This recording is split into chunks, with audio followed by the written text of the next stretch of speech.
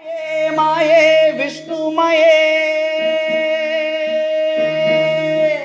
माया माया विष्णुमया அண்ணா சுவாமி அழைக்கின்றாரே நம்ம அண்ணா சுவாமி அழைக்கின்றாரே. மாயன் மயம் ஆன்மீக அன்பர்களுக்கெல்லாம் என்னுடைய அன்பான ஆசீர்வாதத்தை தெரிவித்துக் கொள்கின்றேன். மாயன் மயனை பொறுத்த வரைக்கும் உங்கள் நலன் பொருள்தான் இறையருளால் குருவர்களாலும் மாயன் மயன்ல தொடர்ந்து ஒவ்வொரு தமிழ் மாத பலன்களை சொல்லி வருகிறேன்.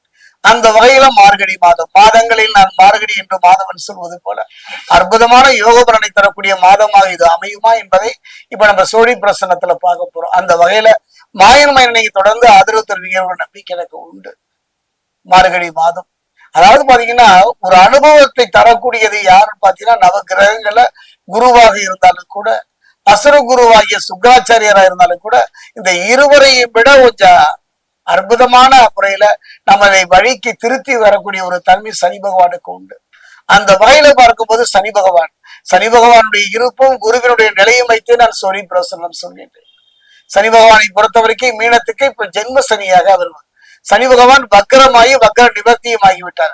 சனி பகவானை பொறுத்த வரைக்கும் வக்கரமானார், ஜென்ம சனியாக பலனை தந்தார். திரும்பவும் வக்கரம் நீக்கி விட்டார். இப்ப அவர் எப்படி இருக்காருன்னு பாத்தீங்கன்னா விரைய சனியாக இருக்கிறார். அற்புதங்க. என்னுடைய அனுபவத்துல துன்பம் வரும் வேலையில சரிங்க என்று சொல்வார்கள். அருமையான ஒரு பாடம்.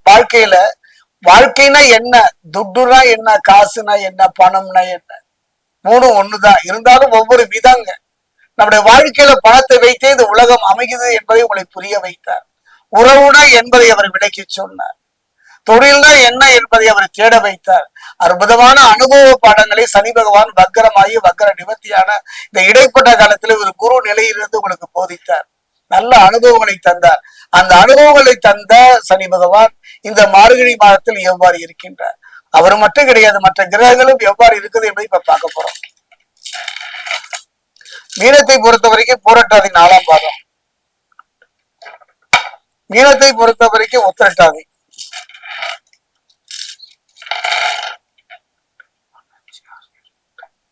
மீனத்தை பொறுத்த வரைக்கும் ரேவதி,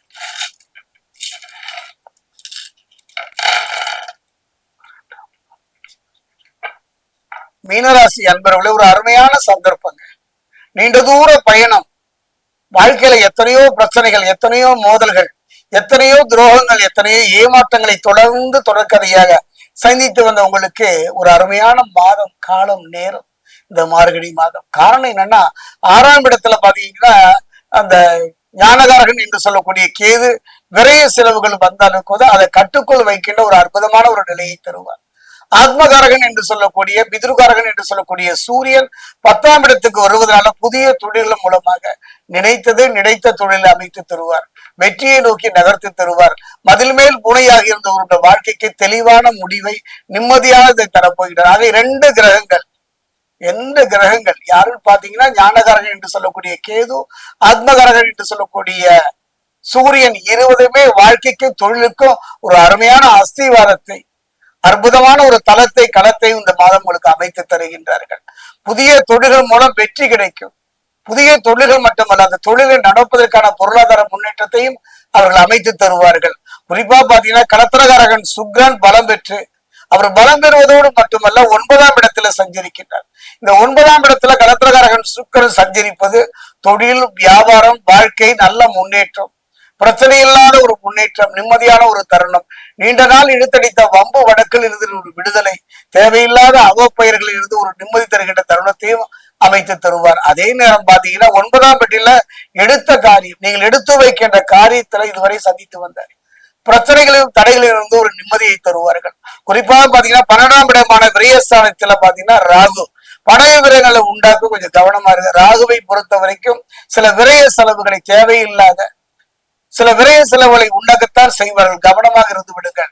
காரணம், இழப்பது எளிது, ஆனால் திரும்ப பெறுவது என்பது கடினம். அந்த வகையில் பார்க்கும் பொழுது அனுபவம் தந்தார் சனி பகவான்.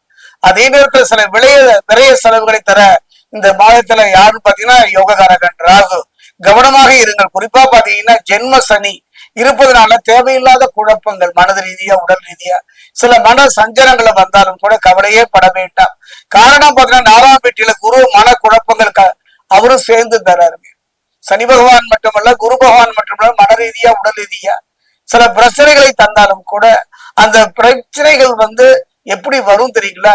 நீங்கள் இதுவரை சேமித்து வைத்த சேமிப்புகள், இதுவரை சேமித்த சொத்துக்கள் எல்லாம் கொஞ்சம் கொஞ்சமா கரைகின்ற ஒரு சூழ்நிலை அமைக்கும். மருத்துவ ரீதியா சில விரைய செலவுகளை சந்தித்தாலும் கூட கவலையே பட வேண்டாம். நற்பலனையே சொல்லிக்கொண்டே இருப்பதை விட இப்படி இருந்து விட்டால் நல்லது என்பதைத்தான் நான் சொல்கின்றேன்.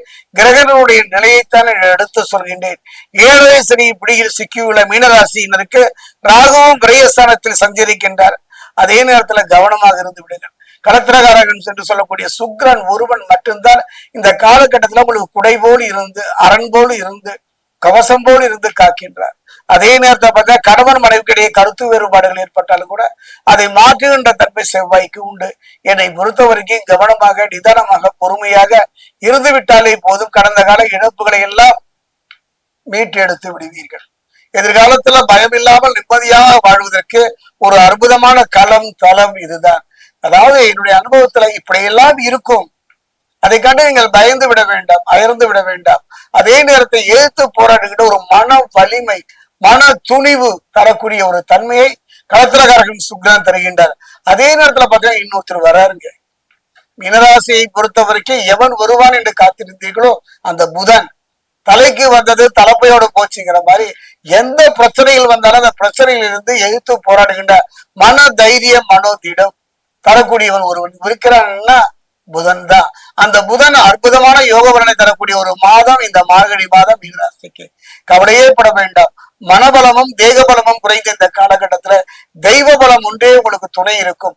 அந்த தெய்வ பலத்தை தரக்கூடிய சக்தி புதனுக்கு உண்டு. நீங்கள் செய்ய வேண்டியது ஒன்னே ஒண்ணுதான், அனுபவம் தாங்க. என்னுடைய அனுபவம் திரும்ப திரும்ப நான் சொல்லுவதற்கு காரணம், இந்த காலகட்டத்துல இப்படிப்பட்ட ஒரு காலகட்டத்துல விரைய செலவை சந்திக்கின்ற ஒரு காலகட்டத்துல நீங்கள் சென்று நிற்க வேண்டியது சனி பகவான் பாதம் தான்.